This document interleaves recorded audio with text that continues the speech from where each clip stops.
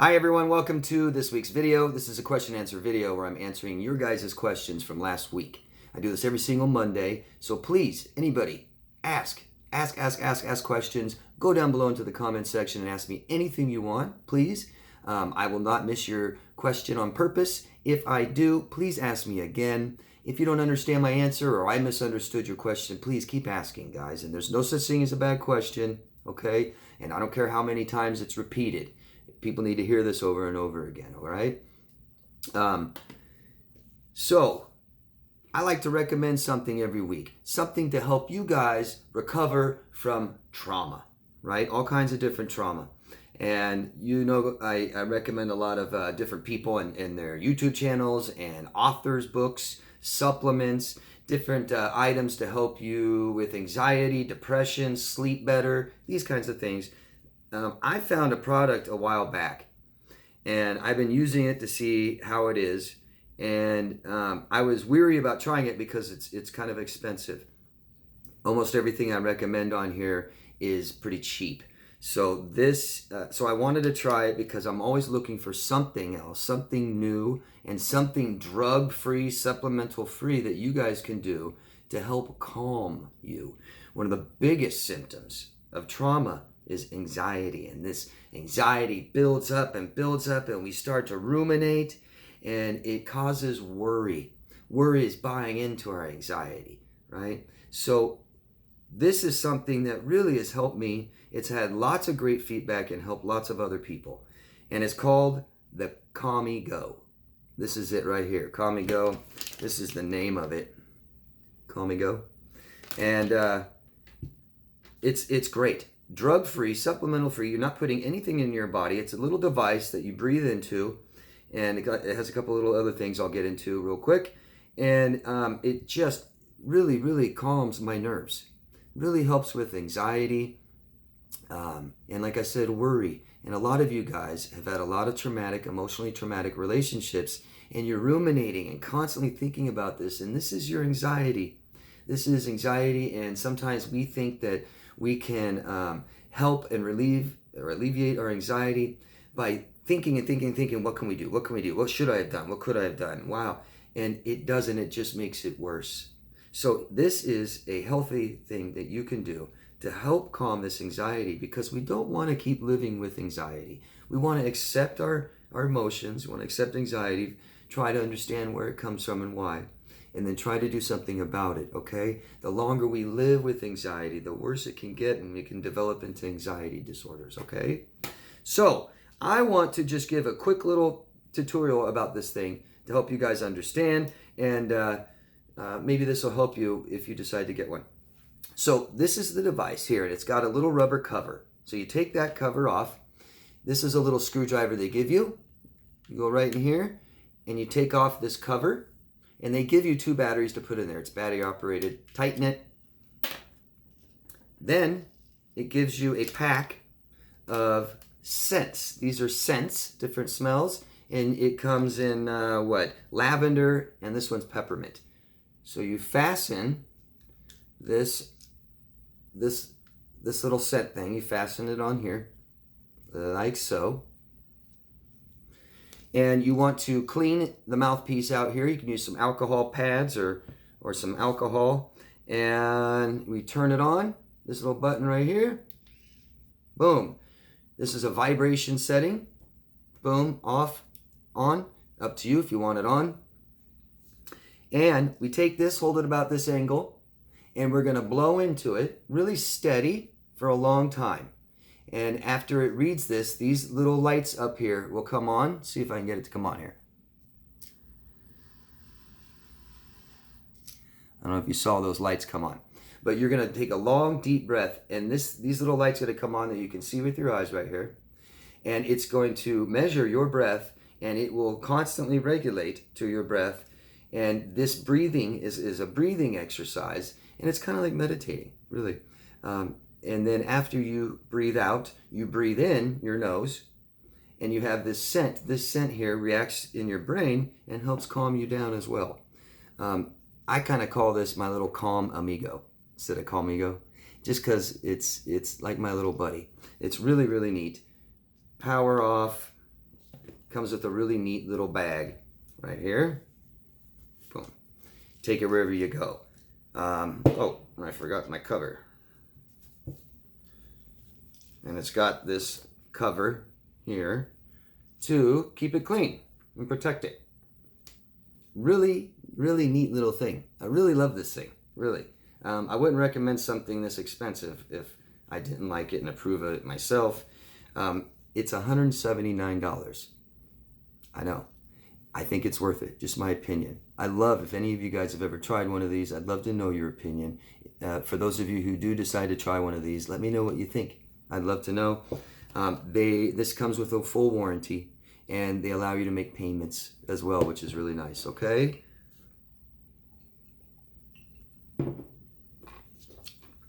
They recommend that you do this about 3 minutes, about 3 times a day. Or when you need it, you can do it before bed. Helps you sleep better. Really, really neat little thing. Any questions you guys have, ask me down below. I answer them. I've been using this for a little while, so I think I should be able to answer all your questions, okay? And the link for it is right down below, right in the little description box. You'll see it right down there, right down here, okay? Follow that link. It'll take you right there. Like I said, they allow you to make payments, and I'd love to hear all of your guys' feedback, okay? Thank you very much. That is it for the Calmi Go. So let's get started with the questions and statements. First one is from Brandon. Don't know where you're from. Everybody, please try to let us know where you're from. Anyway, just go down there and say hi and tell us your location. I just really like that. Thank you. All right, Brandon says, hi, David. Don't know if you remember me, but I found your channel back in 2017. I do remember you, Brandon. I remember your name, and I remember that you used to comment and support me. And wow, we're going 4 years now. Really, thank you very much, Brandon. Thank you. It's so nice for you to come back and say hi. You said, I honestly haven't watched in a couple years because I have fully moved on, but I have stayed subscribed and always get your notifications. Just had to say thank you for continuing to do what you do. You were a huge help in my recovery. You're awesome. You're awesome, Brandon. Thank you. Thank you very, very much just for taking your time to come in here and tell me. I really appreciate that. It's really nice. All this I do for free. So that's one reason I do it, just to see that you guys are have better lives and feeling better. Thanks for telling me, Brandon. And thanks for your support. Rebecca from Indiana. Hi, Rebecca. Thank you for talking about cyber stalking and how wrong it is. My ex was smearing me to my family, and it was super bugging me because I have always been the scapegoat, especially with my parents. My mom downing and shaming me with lies, saying, yeah, I know you, and he probably isn't lying. Man. Mind you, when we were together, she kept telling me all he did was lie. Boy, that changed after I was discarded. Amazing, isn't it? Anyway, I attacked him over Facebook several times. Every time I took it down within an hour, and everything that I was saying was true. People don't want to hear that, and it's ugly. You're right. Good, Rebecca. Another reason I went off social media, mostly him contacting me through fake accounts. So thank you for talking about the cyber stuff, so when I'm better, if I go back on social, I can do it in a mature way. That's commendable, Rebecca. Good. And I am really, really sorry for your family and what they did to you. That is awfully wrong. It is total abuse. It's abuse. Smear campaigns are abuse, and I think it's really important to know that. Abuse definition, hurting someone on purpose. Okay, so they don't have to be sitting there doing it to your face, right? You can be abused 1,000 miles away and not even know what's going on. Going to someone's family and talking bad about the person so that the family turns on them and gets them bad, and some of you guys may have done this, and it doesn't make you a horrible person. It's just what you did was bad. That's wrong, okay? You're abusing people.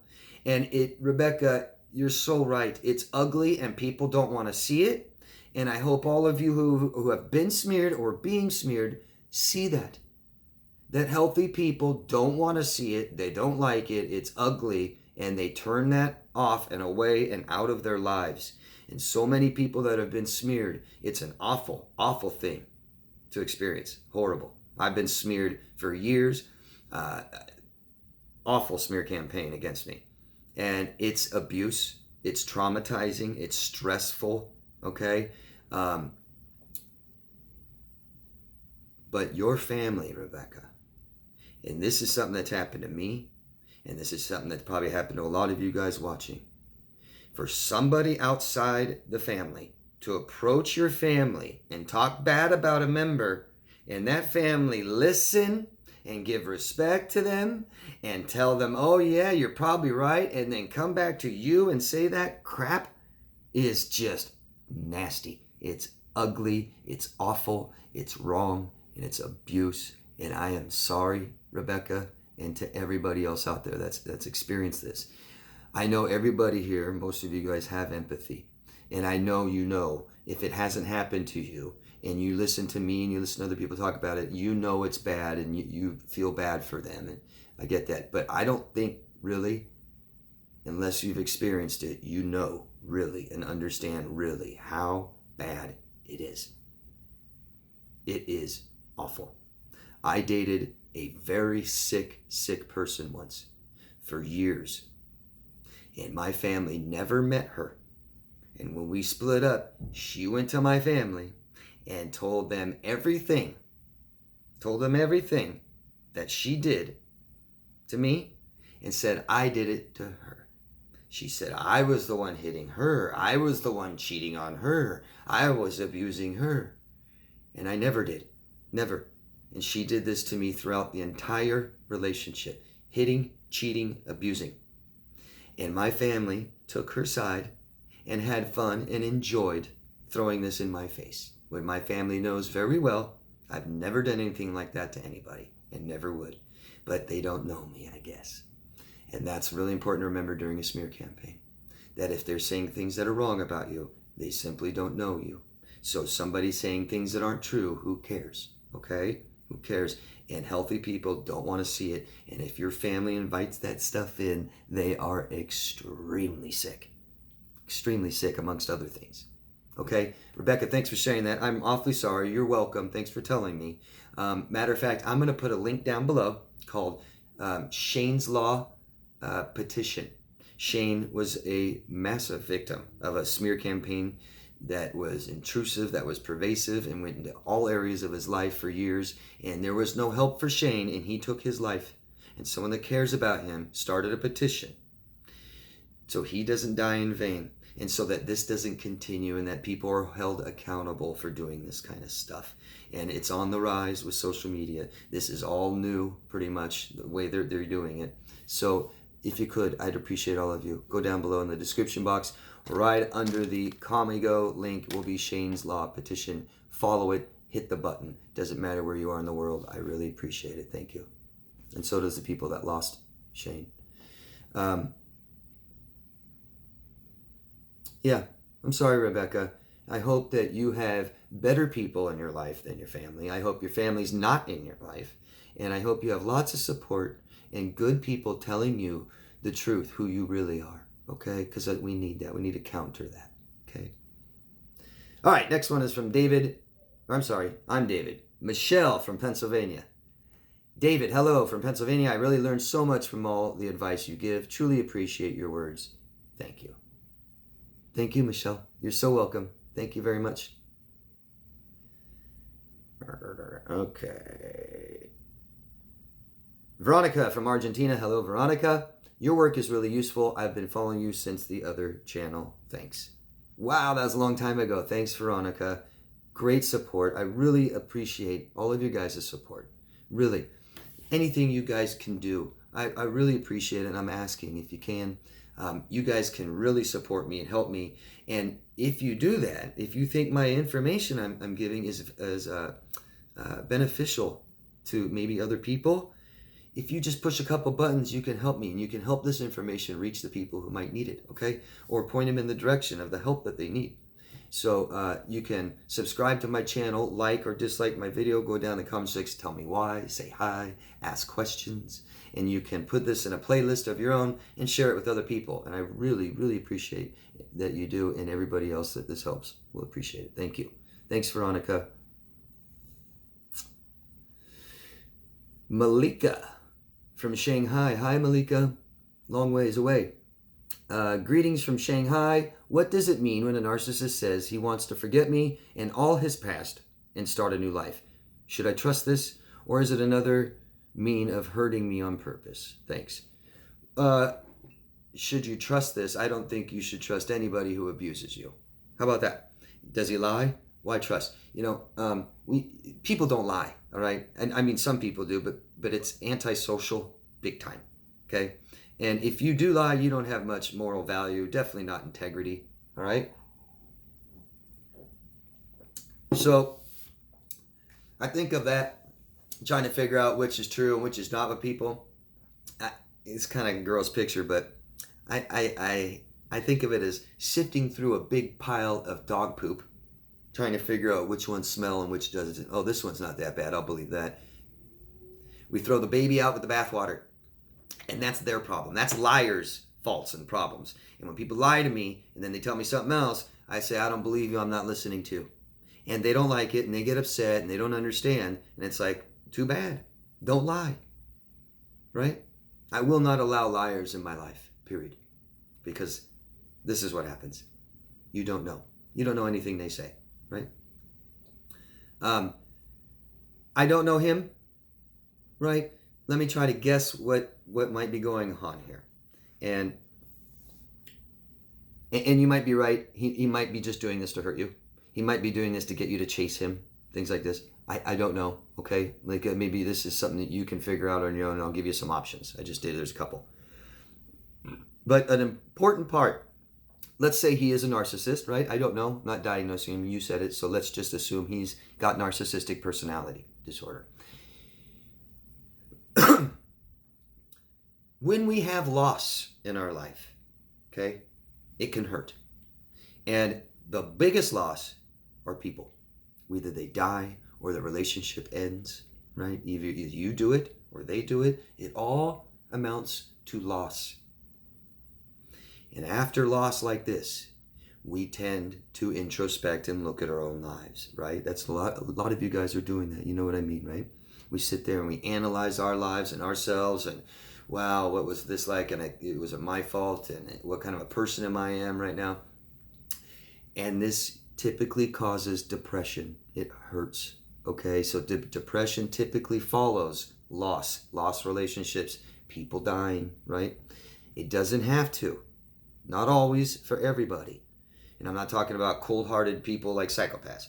I'm saying very, very healthy, emotionally healthy people, or emotionally intelligent people.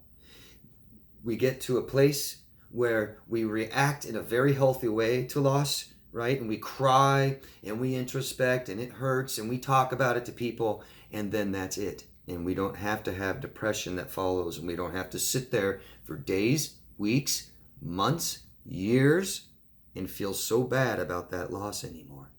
We accept it, okay? We go through our emotions and we grieve and we share it with people and we get it out and we feel a lot better about it, all right? So the problem with narcissists is they don't look at themselves. They hate themselves. They reject themselves. Let's say this person's a narcissist. That means that he's been rejecting who he is since he was a child, never developing his true, authentic self. Instead, projecting an image of what he wants to be, okay? And what happens is he lost you, and it doesn't matter what he felt about you. You take up space and you take up time, and now you're gone, and that's a void, okay? And what happens is he is starting to look at himself, and he hates himself because he's full of shame. He thinks he's a horrible person, and I don't care what he says. I don't care what he tells you. He thinks he's a horrible person if he's got NPD. And he has rejected himself. So now here's loss. It's over. I don't care if he broke up with you, you broke up with them. I don't care if he gave you closure or didn't. He's got loss. You're gone. And he doesn't want to look at himself because it hurts too much. He hates himself. Hurts. So they do things like, I want to just forget you and all the past and start a whole new life and just go date somebody else and replace you real quick. And then pretend that I'm happy, because the longer I pretend it, the more I am. No. He doesn't process emotions. He doesn't grieve. He doesn't look at himself. And this builds up and builds up and builds up. And this adds to the shame. more and more and more shame, and he doesn't understand it. He's not conscious of it. He doesn't want to be conscious of it. Okay? He wants to be less conscious, less aware is what conscious means. Less aware. He doesn't want to be aware of the loss, of the void. Another reaction is just martyr you, make you such a horrible person, and go smear you and stuff like that. That is another way to deal with loss. I guess it's not a loss if they're such a bad person. Doesn't matter. Doesn't matter what they think about you. It doesn't matter what they label you. It doesn't matter what you are. Just like we all grieve that loss of that piece of crap that abused us. You're grieving. It's loss. So he won't look at himself. He's rejecting it, and it'll be there forever for him. And it makes it harder and harder and harder to keep rejecting himself, and it keeps surfacing. Okay, so somebody who doesn't know who they are, and if I reject myself, I don't know who I am. Right? I'm less and less aware, conscious, self-aware, and people that do this, they're delusional. They don't know who they are. So it's real hard, if I don't know who I am, to tell you who I am. And what I mean by that is to tell you how I feel about something. A lot of people don't know who they are, cut off their feelings so much they don't know how they feel. A lot of times. They don't know what they need. I guarantee you this narcissist doesn't know what his emotional needs are. Probably would say, oh, I don't care about those, even though he really does. He doesn't know what he values. He values fake, false things like money and appearance, style, status. Okay? Doesn't know what he wants, or that changes constantly. So when somebody talks about themselves and they don't know themselves, let it go one ear, out the other. Don't listen to it. Don't watch it. Don't read it. Don't buy into it. Don't look into it, because you won't figure it out. If he doesn't know, how are you going to know? Is it another mean of hurting you on purpose? It hurts, doesn't it? When you're not aware, you aren't really aware of what you're doing on purpose or not that much, okay? It's less awareness, so it's hurting you. Is he doing it on purpose? Maybe, probably.